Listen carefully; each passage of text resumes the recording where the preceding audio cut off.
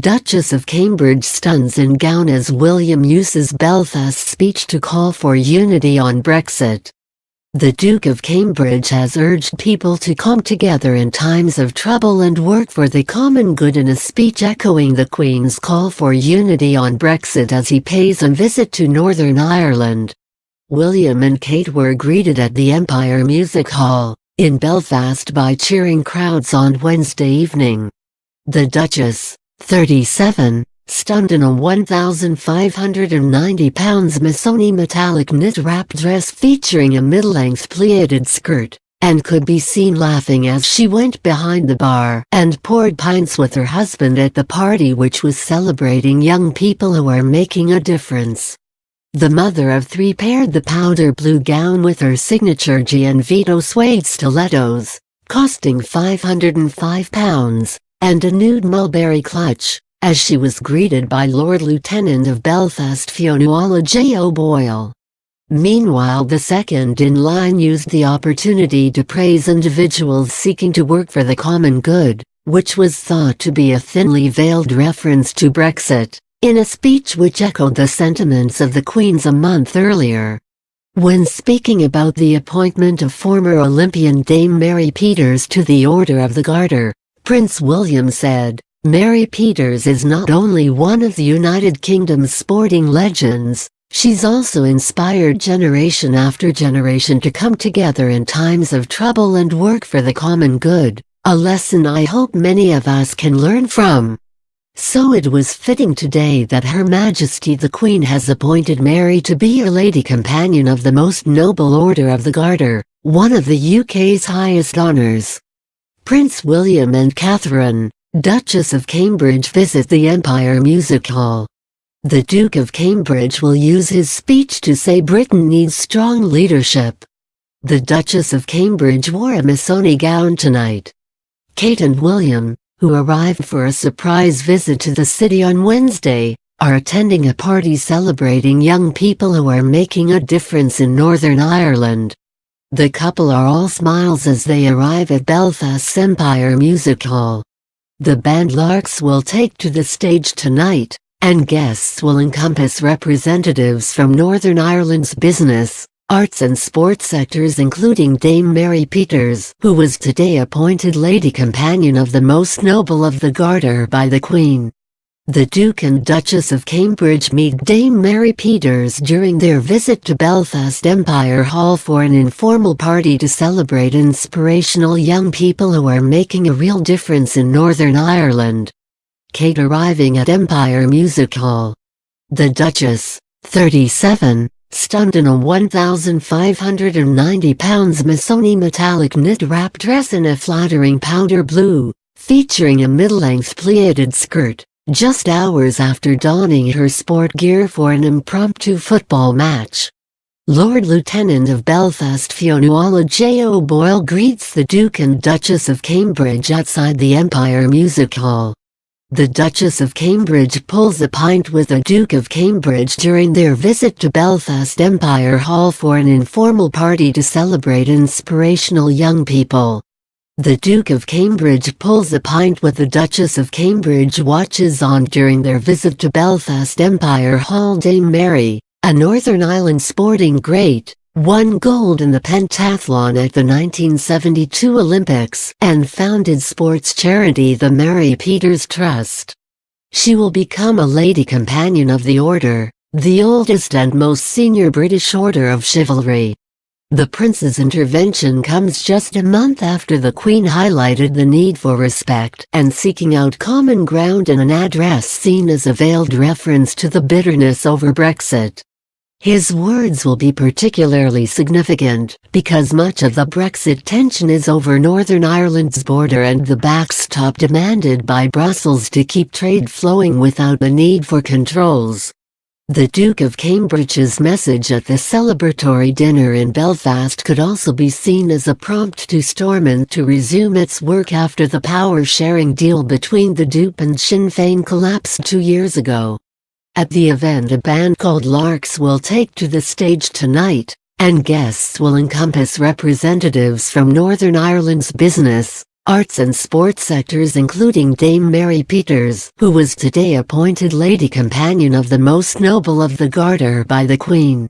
William and Kate laughed and exchanged jokes as they got behind the bar at the Empire Music Hall. There were cheers as Kate poured a pint of Harp Ice lager and set her effort on the bar. William then took his turn, saying "Here we go" as he tilted the pint glass. He watched the tap intently before exclaiming "Look at that bad boy" as he admired his work, and added, "Perfect. Good enough for an advert." Prince William and his wife Kate in Northern Ireland today ahead of a speech where the second in line to the throne will call for unity in the UK in an apparent nod to Brexit. The Duke and Duchess of Cambridge laughed as they enjoyed a kickabout at Windsor Park, Northern Ireland's national stadium, but the hastily organised trip is highly significant and sensitive. In January, using barely coded language in a speech to her local Women's Institute in Norfolk, the Queen said she preferred respecting different points of view and also called for calm. The royal couple shown her signing the visitors' book during their visit to Windsor Park, Belfast as part of their two-day visit to Northern Ireland. Her Majesty and the rest of the royals are expected to remain politically neutral. Using barely coded language in a speech to her local Women's Institute in Norfolk, the Queen said in January she preferred respecting different points of view. Her intervention split opinion, with many praising the Queen but others claiming she should not get involved. She also used her Christmas message to the nation to preach a similar message of unity. Should the Queen or Prince William speak out about Brexit? As head of state, the Queen has to remain strictly neutral with respect to all political matters. She is unable to vote or stand for election, as are other senior members of the royal family. But on rare occasions the Queen will use a key speech, such as her Christmas speech, to make more general observations about life in Britain if she thinks it's important. In the past 2 months she spoke out twice about respecting opposing views in an obvious nod to the current crisis surrounding Brexit. Prince William's intervention in Northern Ireland, a subtle message about Brexit and Stormont, is also highly significant. The monarch has several ceremonial and formal roles in relation to the government, including the state opening of Parliament, where she reveals upcoming legislation. The Queen also has a special relationship with the Prime Minister, retaining the right to appoint and also meeting with him or her on a regular basis. But she is not allowed to push them in any political direction. However, in the past, others have let slip her views on major issues. In 2012 the BBC apologized to her when it said the Queen had voiced concerns to the previous government about the inability of UK authorities to arrest and deport hate preacher Abu Hamza. More recently The Sun defended its own claims that the Queen was pro-Brexit, and the BBC claimed that Her Majesty said that Britain should just get on with leaving the European Union at a private lunch. William's hastily arranged two-day visit to Northern Ireland with his wife Kate comes as MPs argue over the terms of Brexit with just over a month to go until the scheduled departure date. The royals began their trip with a visit to Windsor Park Football Stadium to find out about outreach programs and take part in a game of football with local children. The tour will include a meeting with a youth charity in the border region of Fionnuala. Even though the royals tend to steer well clear of politics, their visits are often organized in conjunction with the government to assist Britain's wider political and economic agenda at home and abroad. The shock result of the 2016 EU membership referendum has forced the royals into diplomatic overdrive. Not long after the referendum, William toured Canada, then Europe, in what was seen as a bridge-building exercise as Britain looks to retain old alliances with European and build new trade ties with the Commonwealth. Strategic royal visits have multiplied since then. But the trip to Northern Ireland, where the IRA fought a bloody campaign against British rule for 3 decades until 1998, is particularly sensitive. Since the end of the conflict, residents of the province have become accustomed to a free-flowing border with the Republic of Ireland, an EU member state.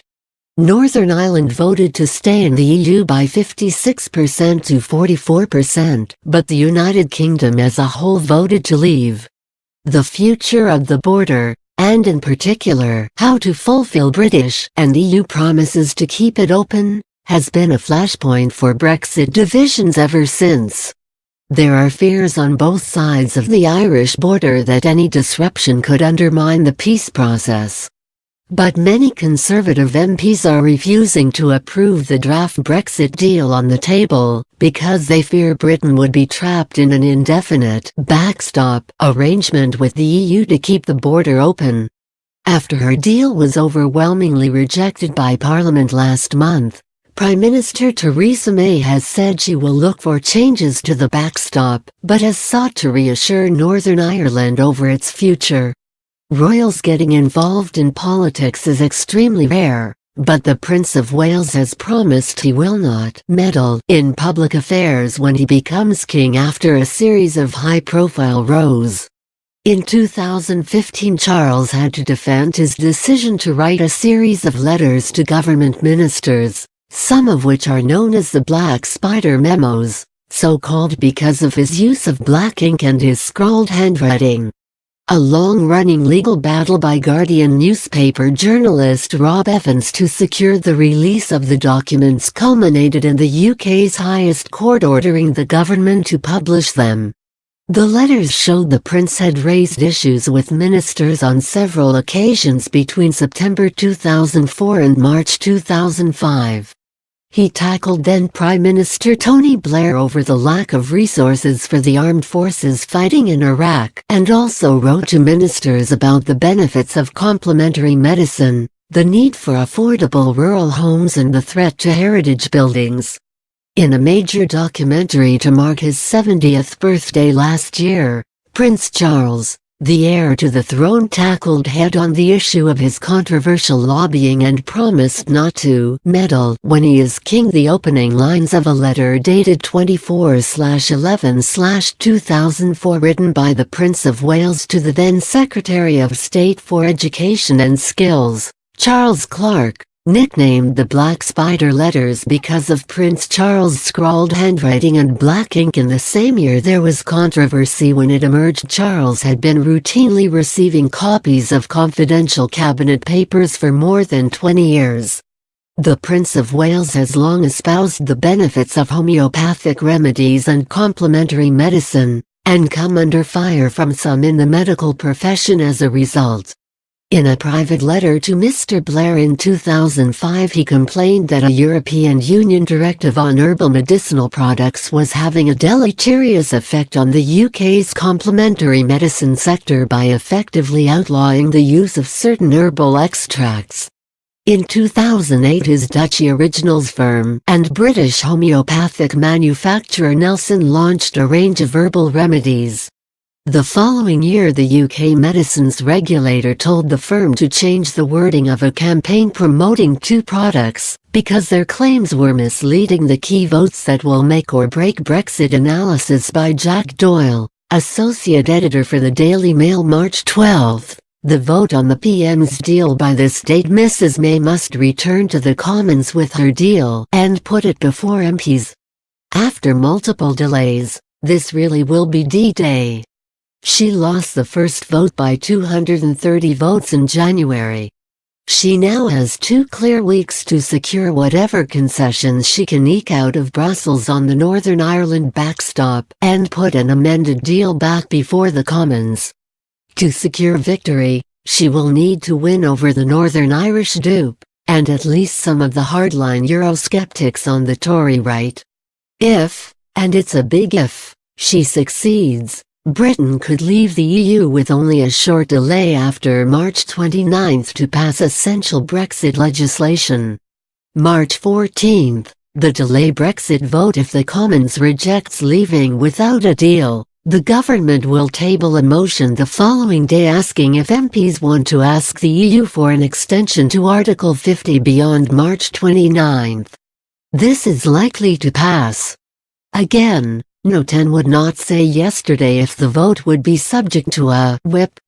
What happens afterwards remains unclear. MPs will, in all likelihood, force her to ask the EU for a delay. This would fray Tory unity, embolden the supporters of a second referendum, and put a huge question mark over Brexit happening in any form.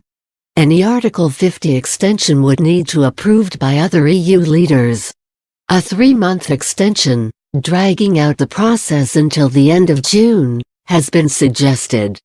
There remains the awkward issue of European elections in May, but the new European Parliament is not scheduled to sit until July.